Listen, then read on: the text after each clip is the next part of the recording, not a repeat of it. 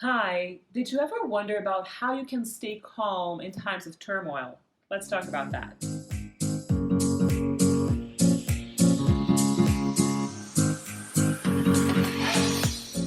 Hi, today we're going to talk about how to stay calm in times of turmoil. So, I'm Paola Ranova, and today I'm here in a different situation than most days in my routine because we are going through a turmoil regarding a pandemic disease. And a few of my experiences with turmoil have allowed me to observe things that I want to share with you that I know you will also be able to take advantage from. The more you love yourself, as much as you love yourself, you will for sure choose the path of staying calm instead of going into panic mode, right? So the first thing that I suggest is to stay awake and aware of what's going on, respecting the external environment. So don't go into denial mode, just diminishing the situation, but don't buy into everything that people tell you, especially if they don't come from accurate sources. So not just social media, but all kinds of communication channels will be giving a lot of information and you don't know what the source is. So just pay attention to the source of the information. If it's obscure, if it's vague, don't give it your attention. Don't validate it, all right? That's one of the things that helps you stay awake and aware of what's going on regarding the external world. Another is that just think about the context in which our generation lives in, the 21st century, meaning before social media, we had less information and the sources of information were very small and they could be manipulative. And we, depending on what the media decided to tell us, we would feel good or bad about the world because we were being fed specific information, right? Um, that meant that we had less information, therefore, we had less stress because ignorance is bliss. So, a lot of turmoil was going on, a lot of terrible things were going on in the planet, always have been, for that matter. But we were unaware of it because we were being fed the clippings and the specific choices of big media channels. Now, with social media, there is a lot of information, so much more than ever before. And because we have more information, we do have more stress. So we have less ignorance, right? We're more informed, but we are bombarded by so many sources of information that we do get more stressed. And because of different perspectives and different intensities, we become overwhelmed, and that adds to the stress. So, what I'm here to tell you, what I want to share with you, is that the problem today, in today's day and age, in the 21st century, is that we are less ignorant because we're more informed, but we are more stressed. And the reason we're more stressed is not because we have so much more info and so many sources of information and so many different interpretations of the world.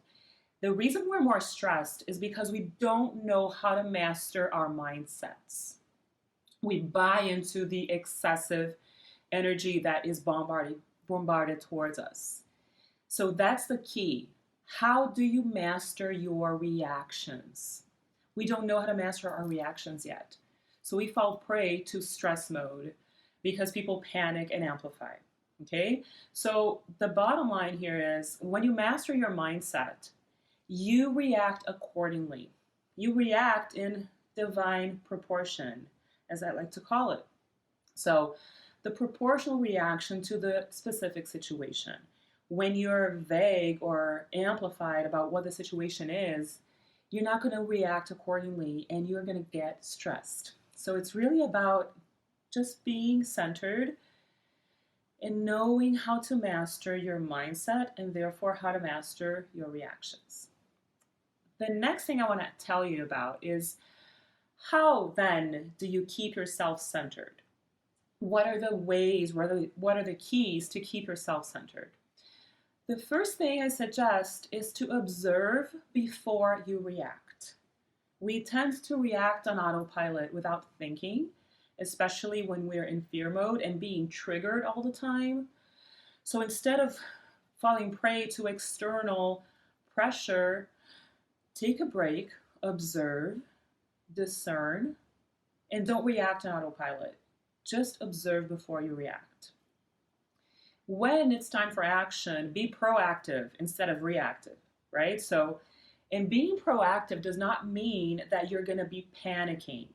Being proactive doesn't mean you're going to be neurotic about things, all right? Being proactive means you've observed and you're choosing how to react instead of just going with the flow in kind of a mass behavior because of external pressure. Another thing that I really highly recommend you do is to cultivate centered thoughts. You can choose the thoughts that you think.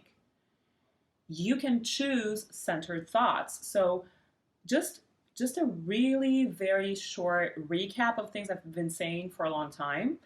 Your thoughts create your reality. And the path between your thoughts and the creation of your reality is thoughts create emotions. If you think a good thought, you will feel good. If you think a bad thought, you will feel bad. So thoughts create emotions, and your emotions create vibrations. And those vibrations create your external reality. Those vibrations are the law of attraction. So those vibrations will attract a specific manifested experience. So you can choose your thoughts even in the midst of turmoil. You really can. So affirmations will help you hypnotize your subconscious mind. You want to do that because your subconscious mind is totally reactive. It has no discernment and it believes that the external world is you. And what I'm saying is that the external world is the experience you create, but it's the opposite. It's the opposite direction compared to what the subconscious mind thinks. Your subconscious mind thinks that your external reality creates you, when in reality, you create your external experiences. So affirmations will hypnotize your subconscious mind. You can consciously tame your panicky, reactive subconscious mind. So one affirmation that I really recommend you do whenever I was in times of turmoil, in hurricane situations, in violence situations, in now the disease situation the world is going through, one of the things that I always say is, I am safe and everything will be all right. The more I say this, I am safe and everything will be all right, the better I feel.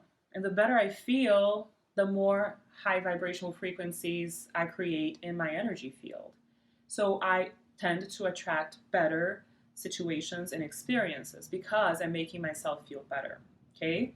So this is one of the affirmations that I suggest you really connect with and you practice. I am safe and everything will be all right. Another one is, this too shall pass. That's a great affirmation. It just makes you feel good because it's all about detachment. It's trusting that things will be okay and that the turmoil will pass, and you know that it will.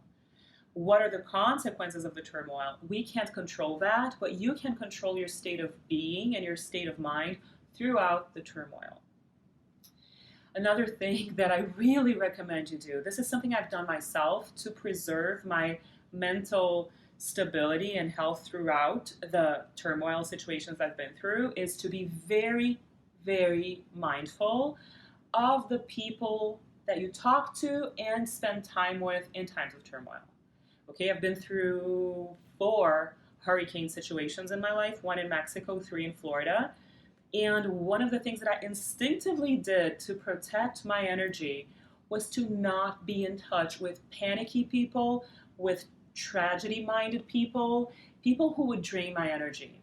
So what happens when you're around panicky people and people who amplify tragedies, because there are different types of people in the world, right? But there's some specific people that they get a high out of tragedies. They feel useful. They feel that, oh, finally life makes sense because we're going through a tragedy or something like that. They have their pleasure centers are distorted, so they have a weird pleasure in the tragedy moments, in the low vibrational frequency experiences. And for sure, you know who these people are in your life. So when the world is going objectively through a delicate situation, be very mindful of the people you surround yourself with, the people you talk to, and the people you spend time with. Because if you don't do that, there are two consequences that will diminish your inner strength and your stability and your calm, which are, first of all, you're going to get sucked into their mindset and you're going to start panicking again. So you really want to avoid dramatic people. And the second option, the second situation, is that you may be their strength, meaning you may end up being the one that has to calm them down, and you're going to be drained because a lot of energy is already being required for you to keep yourself centered. And then you're still going to have to calm down the panicky adult next to you. Give me a break. Don't do this to yourself, okay? So the best thing to do if you have dramatic people around you is to set healthy boundaries and stay away from them. No guilt there, because it's their learning experience. Everybody's learning in every experience, be that challenging or joyful, but maybe these dramatic people have to learn how to hold their horses, and you're not going to be the one to be drained by their panicky mindsets. All right? That's really another important thing that I really wanted to share with you. Another is that you can connect to your higher self any given time, even if you're going through turmoil.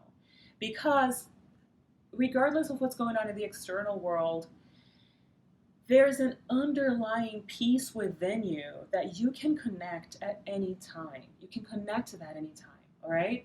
There's an unshakable inner force that's called your higher self within that you can contact anytime through meditation, not through prayer. When you pray to an external God to please help you, that's another thing. What I'm talking about is the unshakable inner force inside you that you connect with through silence and meditation. So I really suggest you do that. In times of turmoil, at least 10 to 15 minutes a day. That's a practice we should do daily, regardless of turmoil, catastrophes, or happy, joyful experiences. Being with yourself for 10 to 15 minutes a day to connect with your higher self is just, a given for anyone who's willing to love himself or herself better. But especially in times of turmoil, 15 minutes with yourself, connecting to your higher self, you can calm yourself down. And you can suggest to people who are panicking around you to do the same. Just tell them, take a deep breath, just sit still and meditate for 15 minutes. Just be by yourself, be quiet for 15 minutes, and everyone will benefit from your inner peace. Okay? Another information that's important, I think, for you guys is that safety is a content, it's an issue, it's an experience that relates to the root chakra, right? The root chakra is a center of consciousness in our bodies that is in the lower spine, right? It's really important. It keeps us stable and safe and healthy. So safety is a root chakra, is the domain of the root chakra. And regarding safety, when we're in times of turmoil, it's basically two situations: either natural catastrophes, hurricanes, earthquakes, tornadoes, floods, whatever it is, or diseases. So our safety is challenged by natural catastrophes and by pandemic diseases or epidemics, whatever you want to call it. Depending on the situation, it's an epidemic or a pandemic. So natural catastrophes and diseases. When it comes to dealing with diseases, there's something specific you need to know. When it comes to natural catastrophes, it's the external world, challenging your safety. That's one story. And you have to keep a very powerful, peaceful mindset to deal with that, to take inspired action to deal with natural catastrophes. When it comes to diseases, it has everything to do with your immune system. And this is, I believe, the most important piece of this talk that I'm having with you. Your immune system is your soul. It's a manifestation of your soul. So the stronger your soul is, the stronger your immune system is. I was reading the book Women Who Run with the Wolves, which is possibly my favorite book in the planet. And the first chapter, La Loba, the one who knows, la que sabe, and it's about our bones and the force within that cannot ever be destroyed, right? It's kind of like crystals are for the earth. Not kind of, it's literally what crystals are for the earth. Crystals are the bones of the earth. They keep the structure of the earth. And our bones are the structure of our bodies.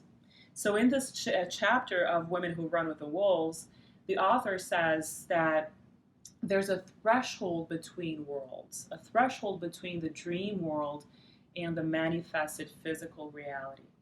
And she says that our immune system resides in this threshold, in between worlds. It's very much the realm of the soul. So your biological, physical immune system is very subtle, and it's the expression of your soul. So the state of your soul is going to determine your physical health.